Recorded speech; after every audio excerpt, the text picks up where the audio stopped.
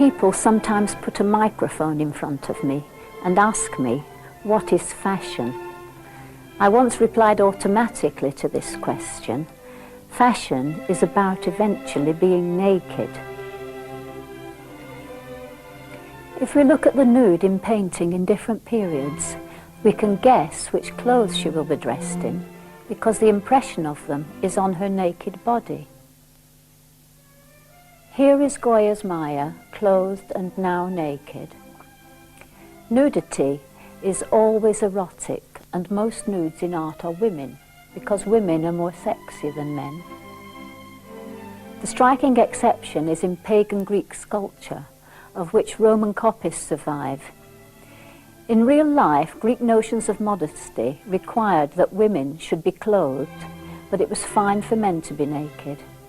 It was an easy matter later for Christian prudes to chop off the penises of ancient statues and replace them with a plaster fig leaf, and there are boxes of these chopped off penises in museum archives, and it's not unknown to see them used as paperweights in their offices. Men's sexuality is more specifically located, whereas the female body has a more generalized sexuality.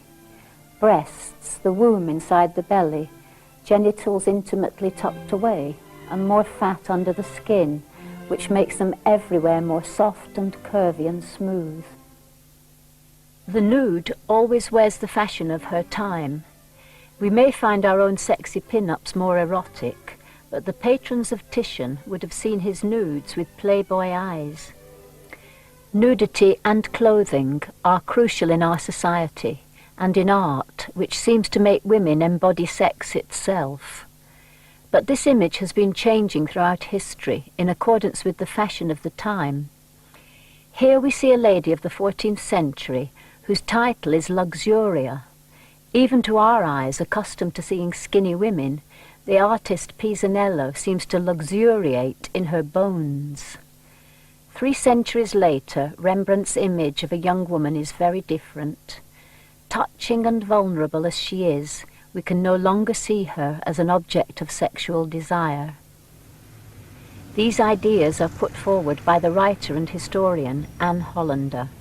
For the nude in art, I noticed that you can observe from looking at images of naked women who intend to embody perfect beauty or very desirable qualities, sexual charm, you often notice that the form of the body is taken from the form of fashion at the time. In fact, it's always true that the gorgeous naked lady looks not like something quite different from the way she looks when she's dressed, but like a beautiful vision of what she would be like in her clothes, only with the clothes whisked away, so that the erotic effect of those garments is imprinted on that naked form. So that, for example, in the 15th century, there is an Eve, mother of us all, supposedly natural, but certainly the most beautiful and perfect woman. There she is with her round belly and her high waist and her little breasts set perfectly on her chest. And then below this are her rather vestigial-looking feet and legs. And the thing is quite touching, but you can see that it's a fashionable image, because when you look at Madame Arnolfini in the National Gallery wearing her wedding dress, there it is, the little breasts, the high waist, and the belly much made larger by folds of fabric that she holds up over it, and a great sea of wool completely hiding her legs and feet, so she sort of has no legs and feet. What she has down there below the belly is a sea of fabric, and of course actual legs and feet mean very little to the erotic imagination of those days, it's quite clear. And later you have the exact opposite. You have a heroic body, long and lumpy by Titian, where the legs are quite heroic, but the breasts are sort of just one or another of the lumps. And there's no large belly, but just quite an expanse of flesh in lying down on a sofa. And then you find what the fashion is that makes that look lovely, which is the kind of thing that Bronzino paints. on Eleanor of Toledo, where a great long cylindrical bodice encases the woman from up high on her chest all the way down to her hips, and she has no indentations or projections at all.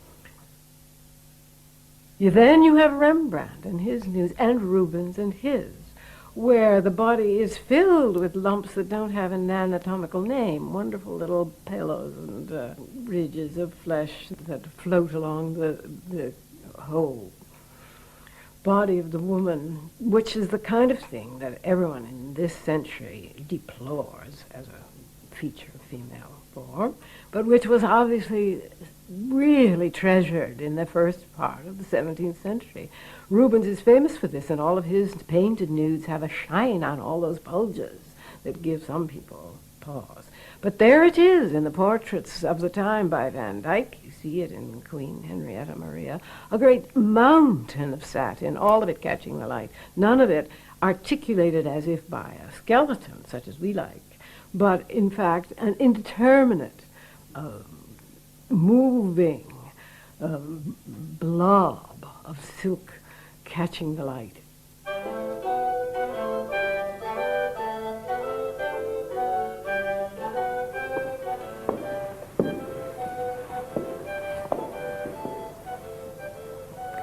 Plate armour was developed in the 14th century when it took over from chainmail.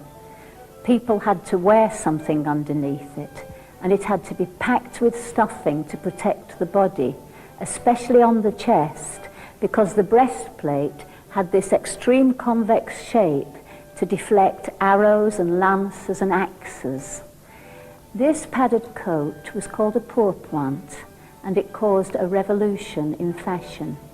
A museum in Lyon has the only pourpoint left, made of silk brocade. When my students at the Hochschule in Berlin research historical garments, they make them in cheap calico. One of my students has made a replica of the pourpoint jacket.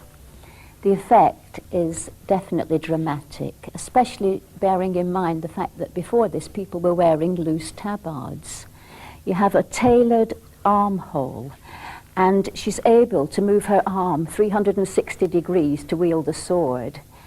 But the really amazing effect is produced by the shape created by the padding inside.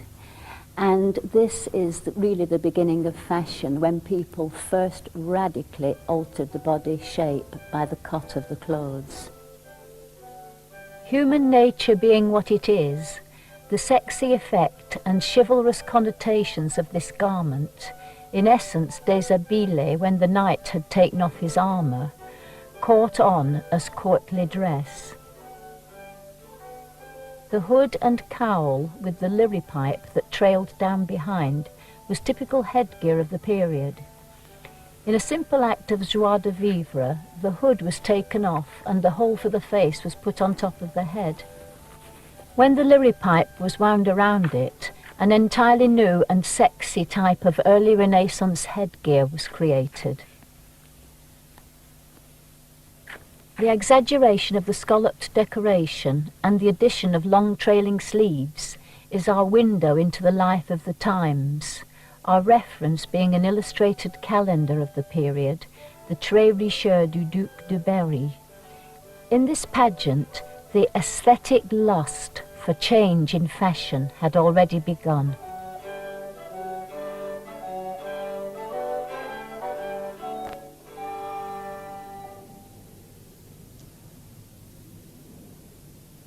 The corset also had a dramatic effect on the changing body shape. I discussed its development with Avril Hart at the Victoria and Albert Museum. Yes, what it does is it gives you an extremely good posture. It might be doing disastrous things to your rib cage and to your liver and kidneys, but it is making you stand absolutely bolt upright. In paintings you see women standing wearing the corset or the corset bodice, and they always are standing beautifully, or rather like children stand. You know, a very young child has excellent posture, no one has interfered with it, and so with these corsets it's thrusting the bust out and pulling the shoulders back, and so that you would sail forward but obviously not in too much of a hurry. The cone-shaped corset, which we see in paintings from the 16th century onwards, pulled in the waist but didn't separate the breasts. This one from 1780 is the last in line, and it forced the breasts up and out. By 1800, neoclassical fashion had taken over. However, despite the desire to appear nude, except for the flimsiest covering, women still wore corsets for uplift. Importantly, this new short corset has pockets to hold each breast. The idea of dividing the breasts was pushed to an extreme. This corset from 1820 is longer to push up more, and it has a channel for a flat metal rod running down the whole front. The Countess of Blessington, despite the wish to look naked, has her breasts separated by this corset, and she can't bend naturally from the waist. She's straining to lean forward on account of the metal rod running down the middle of her. We have seen some extreme changes in the shape of the ideal body in relation to its dress. Fashion as we know it, the fashion of the West, depends on tailored garments, garments made of specially shaped components, sleeves, fitted bodies, collars, peplums, skirts, trousers, padding and corsets or not. The point is the constant change of silhouette and details of cut, so that the clothes have an ever-fluctuating rapport with the body. Sometimes movement is restricted, sometimes liberated, and the clothes affect the posture and deportment and change the proportions of the body. There is a great convention in literature, as well as in caricature, for deploring this, sneering at this, and loathing this. That when the woman takes off everything, she's nothing but a stick. Oh dear. Or when she gets her corset off, she spreads out like a mountain. Oh dear. And so on. And she takes off her false wig and she's bald. How horrible. But in fact, of course, one of the most important things in the eros of fashion, really, as it operates in life, is that a woman marvelously got up in padding and stiffening and extensions in all directions and wonderful artificial arrangements for the hair and paint and wire and so on. A woman in all of this is, of course, a presentation which a man can feel he must find the key to and destroy so as to get the essential creature under it. And the wonderful thrill and challenge in it all is that under there is a secret. And when you have found it, whatever it is, you're delighted. The notion that comfortable clothes should be loose-fitting is a convention of our time. I feel comfortable when I think I look great, and I couldn't bear to put shapeless, mass-manufactured clothes on my back. I design clothes in the hope of breaking convention.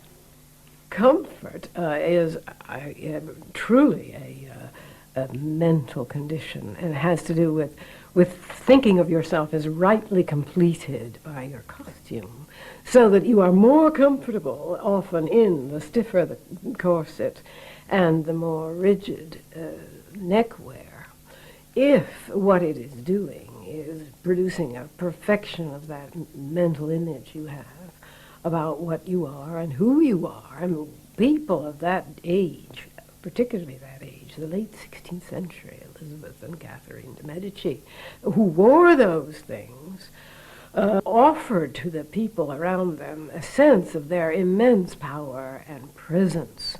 A very stiff ruff is worn around the neck, and a tremendously tight bodice, and many pounds of draped skirt and drags behind, and sleeves, which obviously each weigh about 15 pounds, are on each arm, and a tremendously tight and stiff and glued together coiffure sits on top, and then there is a veil with a wire that attaches.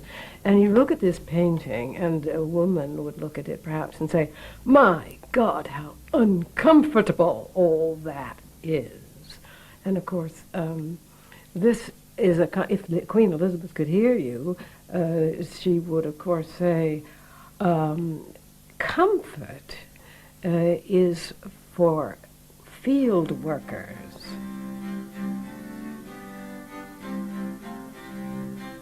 The rebirth of culture, which we call the Renaissance, is the rediscovery of the Greek pagan mind. It is illuminated by the rediscovery of the individual, whose aim is self-cultivation. The fabrics of unheard-of luxury imported from the East made Venice fantastically rich and spurred manufacture in other Italian towns, notably Florence, to make fabrics of a more showy opulence.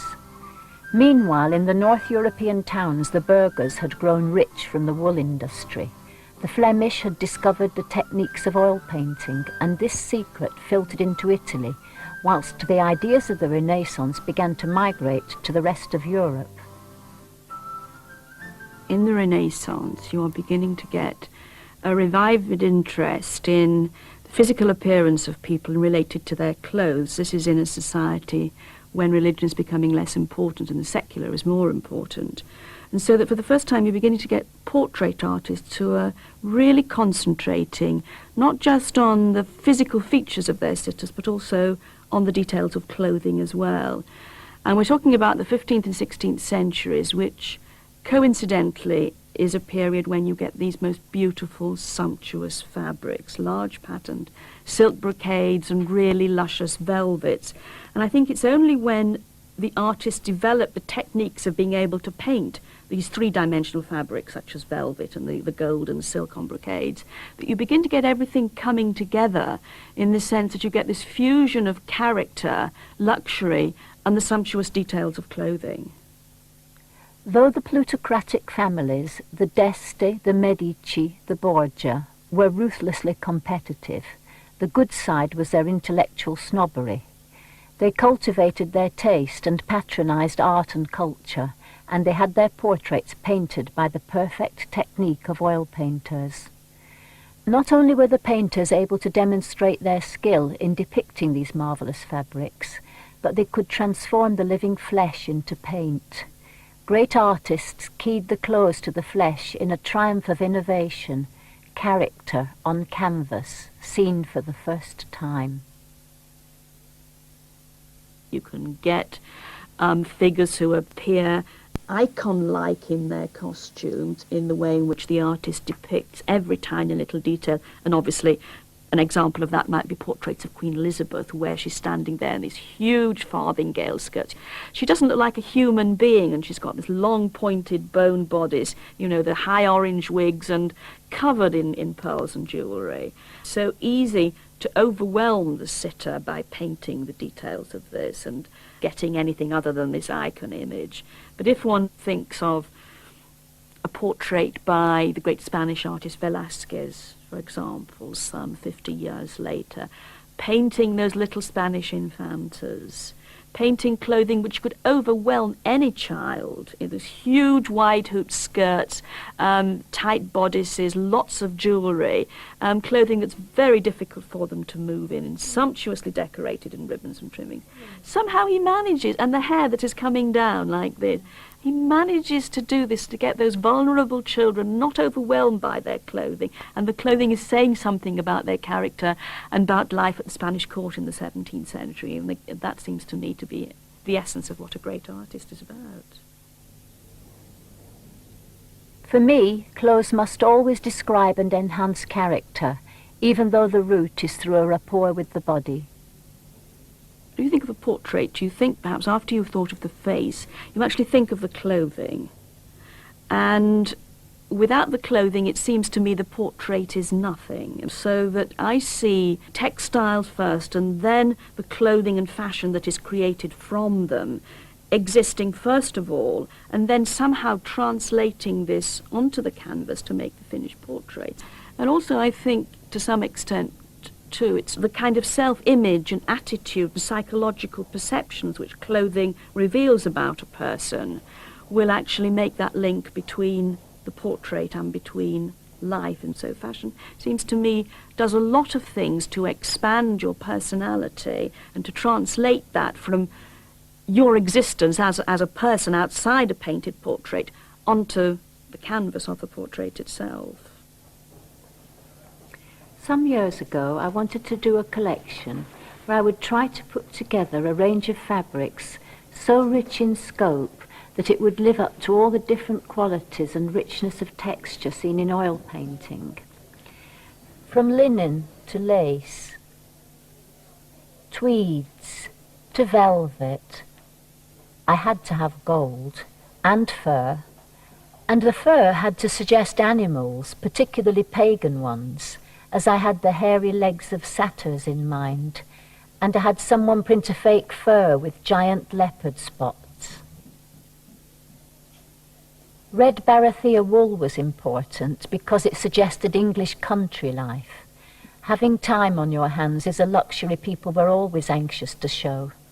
I even wanted to get the textures of the fields and countryside on my lady's back, so I had a very special tweed woven for me which had patchwork squares of every different texture and colour.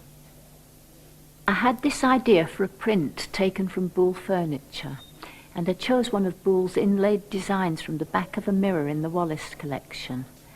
I wanted to get all the things you see in paintings, even the furniture.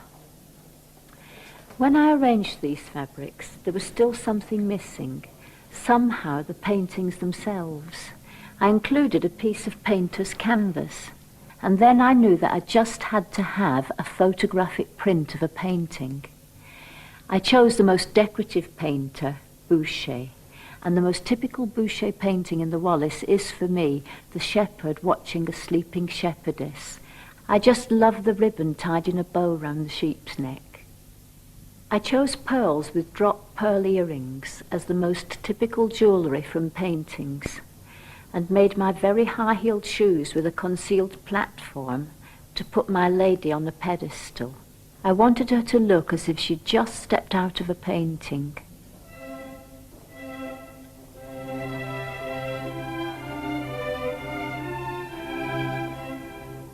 I called the collection my portrait collection.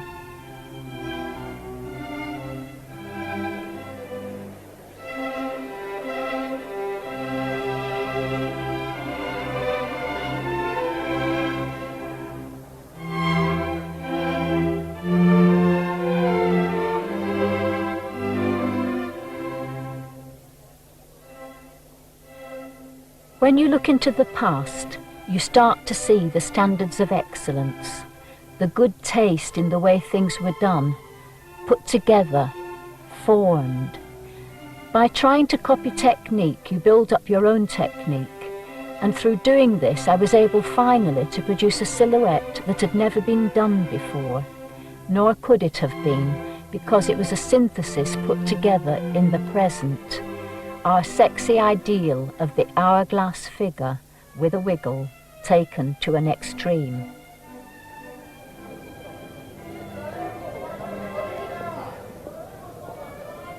Coquetry is a part of woman's wisdom. She is the most beautiful thing on earth. The changing fashion of her clothes creates a perpetual lust for her body, and the art of her gestures and the potential in her face.